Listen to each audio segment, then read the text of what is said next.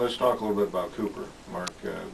Maybe let's back on up and give a little history. Okay, well, actually, nuclear power in Nebraska and early on the nuclear power plants was actually in Hallam, Nebraska.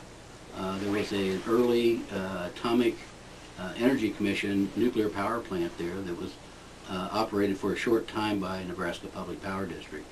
So it's, nuclear power has been in Nebraska for many, many years. Again, Cooper was built back in the early 70s and came into operation in 1974.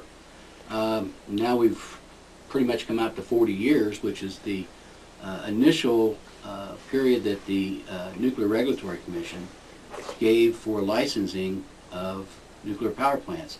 And you might find this interesting, but the reason they picked 40 years is because that was the initial license period time for radio and TV stations.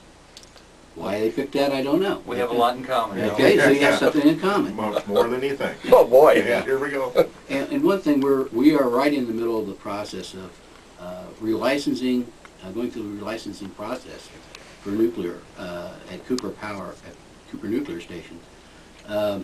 It's a 20-year extension we're asking from the Nuclear Regulatory Commission. They've held 2 public meetings in Auburn, Nebraska, which is the closest town there, and they've gone very well. Very supportive community of Auburn. They look on Cooper as a very strong asset to their community. But the important thing was that the Nuclear Regulatory Commission, in their initial environmental impact statement, saw no reason not to keep Cooper operating for another 20 years based on environmental issues. Very minimal issues that have to be addressed, and we're very pleased with that. The second part came just recently, earlier this month.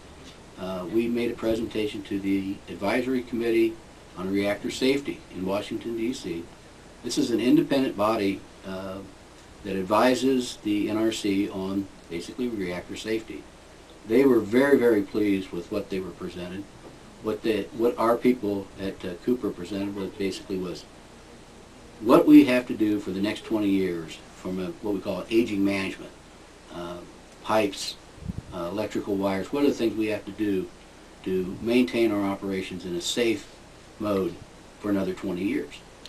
They were very, very pleased. It'll go to their formal committee, I believe, in October, and we probably will hear something on the license renewal approval by the end of this year.